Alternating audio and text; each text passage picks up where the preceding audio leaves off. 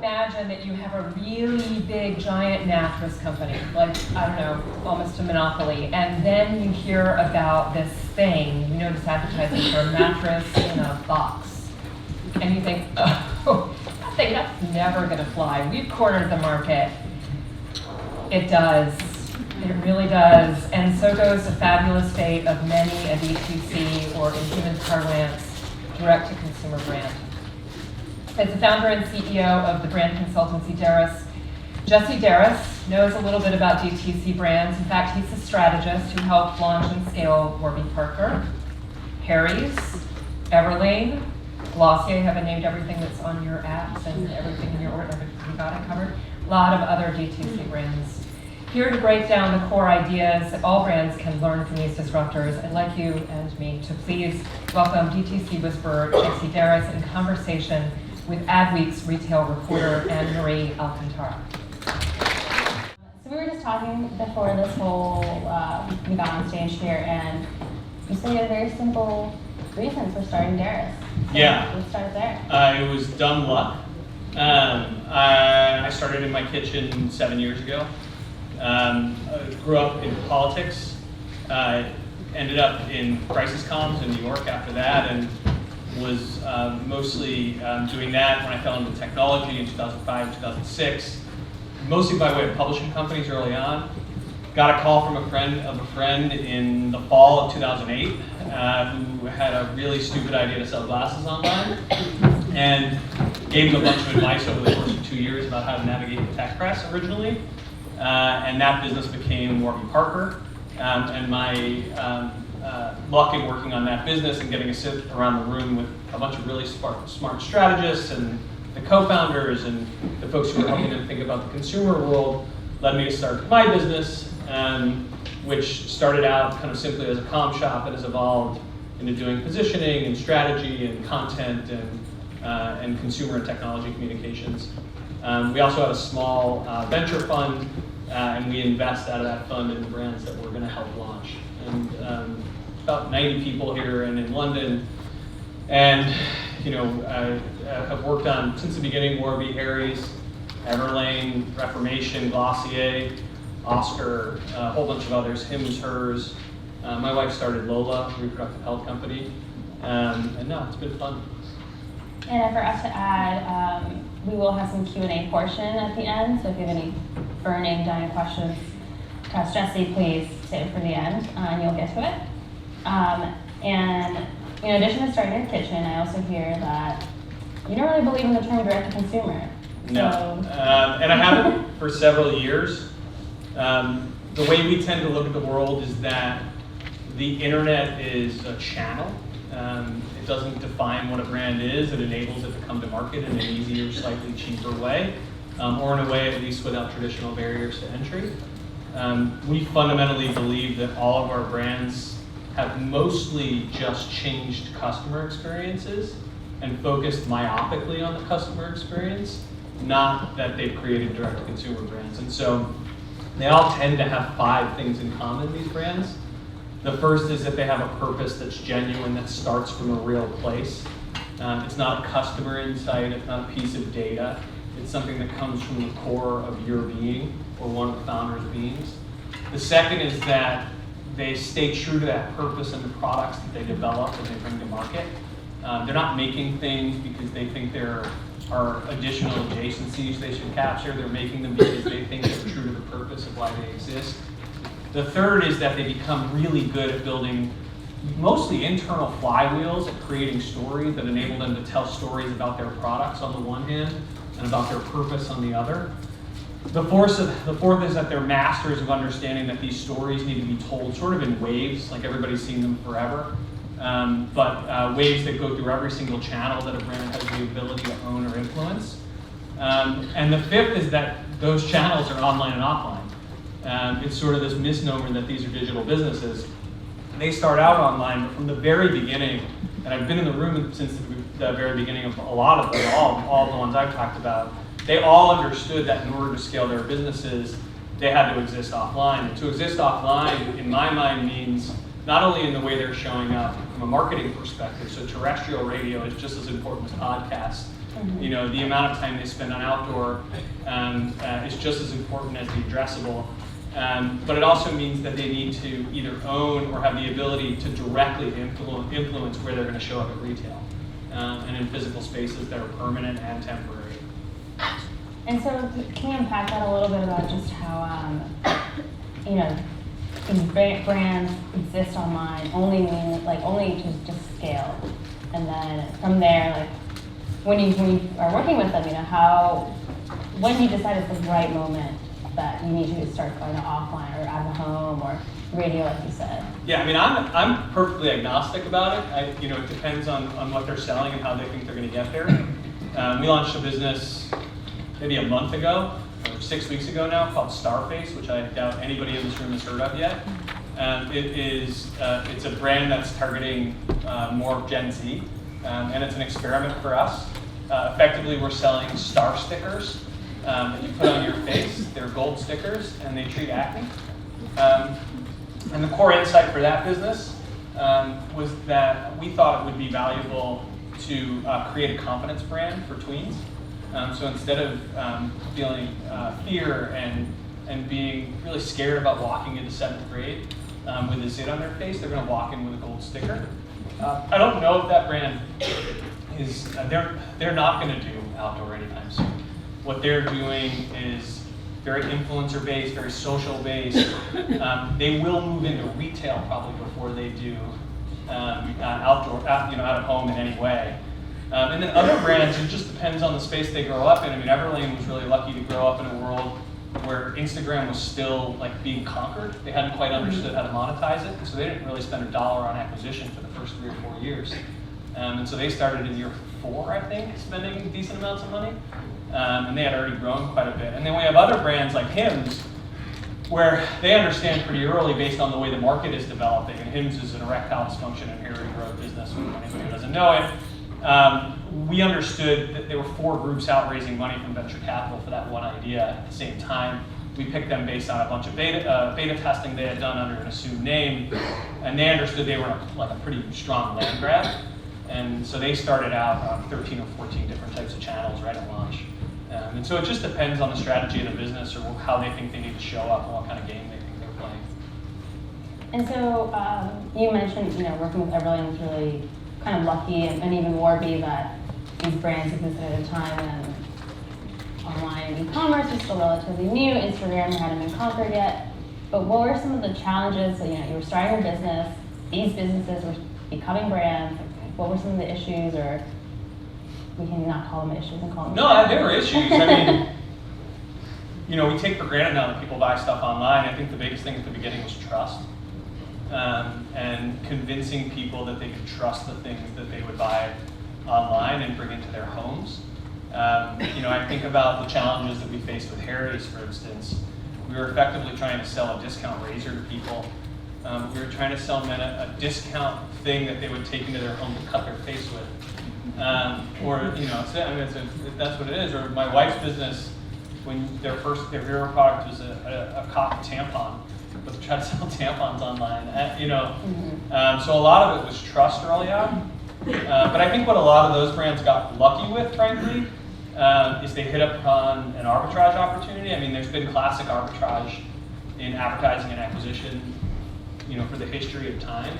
And they hit upon sort of this classic moment where there was a twofer where you could acquire tons and tons of customers on earned media and free media. And you could also acquire tons and tons of customers on 2 platforms, primarily Facebook and Instagram, that were still relatively cheap or free. And I think as we're looking at the next kind of brands, you know, we're looking at even larger categories and different types of categories that haven't been conquered yet, and also brands that can grow using similar arbitrage opportunities that might exist today, if that makes sense. So you wrote about one of them, actually. Sunday, the lawn care company. Oh yeah, very good time. DTC lawn care people. I'm obsessed with this company. Or sorry, not. No, you're good. That's fine. I don't care what you call it. Just buy it. But you know, it's interesting to think about. But razors, and I think razors, it's in the United States, it's a $4 billion category. Lawn care in the U.S., like your own lawn care, is $70 billion. The largest company in the category is Scotts Miracle-Gro. They own a good chunk of the category. They did $4 billion in top line. And it's a toxic chemical that's banned in Canada. You literally cannot use Miracle-Gro in Canada because you're not allowed to use toxic chemicals to make your lawn look greener. And so what Sunday does is it's selling folks lawns that their kids can crawl on without dying. Yeah. Hey, there you go. No, they clap for that. That's a good one. They can't say that out loud. But you're selling people the peace of mind that their kids, that you're fertilizing your lawn with something that your kids can drink. I think it's a pretty compelling thing. And I think when you look at a category like that, 70% of it still sits in the big box stores.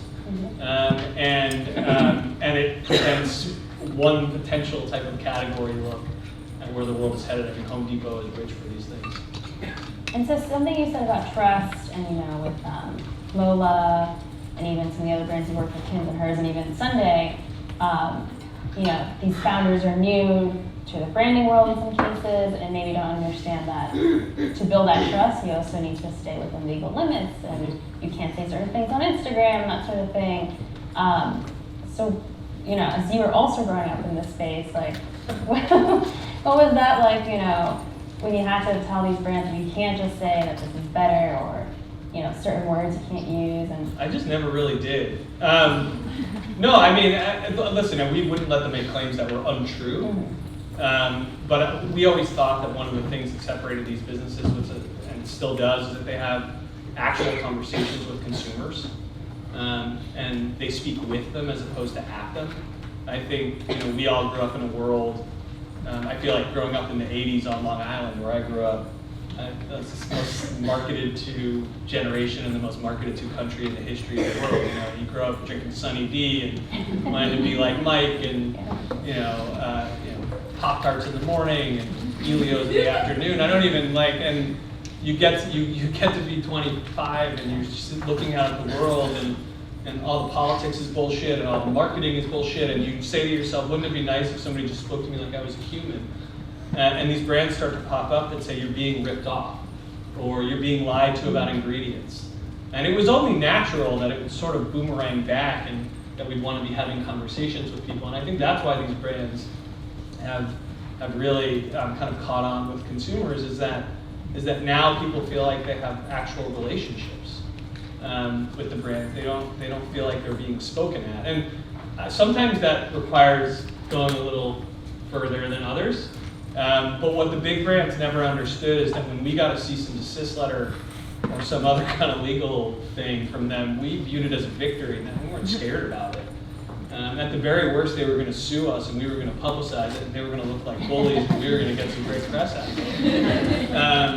And at the end of the day, we thought we were within legal grounds to be doing all the stuff we were doing anyway. And a little bit earlier, you also mentioned how some of these brands were able to just conquer Facebook and Instagram and grow organically there. And now the situation is looking very different. CPMs are really high, and maybe an understatement, really. And so when you're working with the new brands, what are some new channels you're thinking about? You're thinking about TikTok. It's the talk of the town. Everyone's super into TikTok. I'm confused by TikTok. We, like everybody else, put together groups of people. I'm now ethically old, but now we put together groups of people who are younger in high school to tell us what's smart. And they're not on TikTok now because they think it's all creeps. No. So, and I think the idea of selling on TikTok is it's just not where I think that platform's going to end up. Not in an overt way. But more than that, I just think what's finally happened is that so many of the kind of larger retailers have started to truly understand the value of these brands. There's been enough publicly available data that shows when a bunch of these challenger brands come into the big box stores, they not only grow their own sales, but they grow category sales. We watched what Harry's did to the men's shave category at Target. And it was a pretty instructive insight for us, and Walmart clearly thought it was too. Yeah. So I think people are just looking at doing different things earlier to get to mass earlier. And the retailers are more than happy to accommodate those brands if they think the brands want to be willing partners with them, because they have challenging relationships with the incumbents too. And so what we're seeing is that as we're launching brands, it's not even, we're using the same traditional channels. It just turns out that we're putting the money in the center and lighting it on fire like everybody else in order to get some growth. We're also still using earned, and it's still working to acquire, but the amount of income coming in on the retail side and on the other avenues that would allow the businesses to scale really quickly is so much faster now. It used to take years and years and years, and now it takes weeks, and it's pretty meaningful. And in your lovely intro, there are many brands mentioned that you've worked with, some of which you mentioned to have seen exits, others haven't. And for some of them, which have raised a lot of money, when you're still talking to them, whether in the friend capacity or not, what's next for them? Like, how else do they continue growing? How else do they just keep expanding stores, or? Yeah, I mean, listen, I think there are certain businesses that give the world a bad rap. And I think the good brands understand what they are and have from the outset. If you go back and look at the way the Warby Parker founders talk about their brand, for instance, they don't call themselves a technology brand. They never have. They call that business a lifestyle brand. And if they do mention technology, it's that the business is technology enabled. And so they've never chased technology valuations. They've chased brand valuations. I think the problem happens when you create a business that is a traditional economic model that chases a technology valuation. So like, if you were to rent mass amounts of office space, and what? Is there a company? I don't know what you're talking about, and rent it out to other people at an arbitrage, that's not a technology company. Even if you rent the space on a fucking website. But that's not like a giant surprise, but I don't think Warby views itself as a technology company, or Everlane, or Harry's, or Lola. They're technology-enabled lifestyle brands that care dramatically about customer experiences. And so I think those guys are all set up pretty well. Their businesses have firm economic models. They run like regular businesses. They make products and they sell them for more money, and they acquire customers at an amount that they can actually make money on them. And it works. And so since you brought up tech companies and tech valuations, I think what that whole world has taught us and taught these brands, direct consumer brands, or digitally native, just whatever you want to call them, online, offline, retail brands, just the brands, is they've taught them kind of how to retell their brand story and make it really consumer-centric, and just actually speak English as opposed to all the jargon that many of these incumbents use. And so, like, what was it like developing that language for them, or helping them be real? And we all like to use the word authentic. You learn this in politics really quickly. Like you can tell who you're going to trust. It's this idea that you're going to vote for whoever the candidate is you'd rather have a beer with. And I kind of believe selling stuff to people is that way too. I remember a really specific case with Derris where they had been gliding along, and I think it was their second or third year, and they put out a razor stand. It was a small metal cube that you could put in your shower and stick the razor in so it would get dry while you got out of the shower. And I forgot what Jeff priced it at, but it was too high. And it came out, and they had put a Facebook ad up, and they got like an incredible amount of negative feedback from their customers. And so Jeff calls me, Jeff Rader, the founder, like pretty quickly after. He saw it, it got alerted up to him, and he's like, what do I do? And literally what I asked him was, well, what would Gillette do? And the answer was, well, they'd probably obfuscate. And I was like, so let's just do the opposite of whatever they would do. There's no genius at work here. It was, what would you want the company that you're interacting with to do? And the answer was in the margin. And the margin structure was off. They had tried to take too much margin from this product. The customer called them on it. And so Jeff wrote and posted that afternoon a Facebook response where they corrected the price, they refunded it to everybody who had bought it. They did the right thing. I mean, it's not, like, there's no brain surgery here. And I think this goes back to the way we grow up interacting with brands, and it feels so phony, when the easiest thing to do is just the thing you want somebody to do back to you in the first place. And we have like about 5 minutes left, so I don't know if we can surface Q&A questions that are maybe being sent through. There we go, here we go. All right, we'll start with the first one. If DTC, quote unquote, is more a symptom of corporate laziness versus channel and technical innovation, what's getting in the way of traditional brands to innovate faster / better? I mean, from what I've seen, and we've worked with some very big brands, it's just organization and people being scared for their careers. Honestly, I mean, you take somebody, I was talking to somebody last week at a conference at one of the big box, not one of the big box, one of the big kind of CPG companies, holding companies, and she had switched over into like one of the startups, and it was viewed as like a huge risk to her career. And it was a startup they had already acquired. And it was viewed as a risk to her trajectory at this company headquartered somewhere in the Midwest, right? So, like if that's a problem, if switching over into this startup, then they're not going to create brands.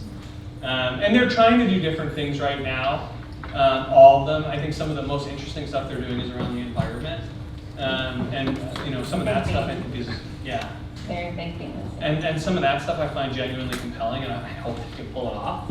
But I think mostly it's about people fearing for their careers, and because organizational structures aren't set up to innovate. They don't create brands; they acquire them. Very true. All right, the next one, and I know you can all read it, but just in case. But what's the most challenging category you encountered, the most resistant to the kind of disruption you know so well? I think healthcare has been fast. Healthcare's fought back in like a pretty amazing way to watch. I've always been horrified by regulatory modes. I find them sort of embarrassing and really lazy. You know, when the most important line item you have in your budget is your lobbying, that means you probably need to do a better job innovating.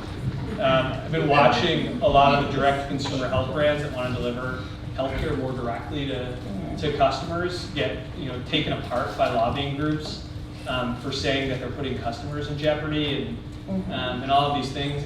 And I kind of do find it fascinating. They make it out as if the healthcare system is in some perfect harmony now. There was a criticism of HIMSS, for instance, about the fact that if we were going to go to a doctor and get a prescription for erectile dysfunction, that doctor might not necessarily be in touch with your cardiologist, and they might not be talking about the potential side effects of the two things cross-correlated. And I was like, if I had those two doctors wouldn't be talking in the real world either. I mean, it's not like my GP is in touch with any of the specialist doctors I go to. They don't talk. They don't even share records. And so the idea that like this is adding some new weird challenge to the system's broken. If anything, the more we digitize it, the more they have the ability to actually share information. It's just kind of, so it's been puzzling. But not puzzling. I mean, they have a ton of money they're trying to protect. Right, yeah.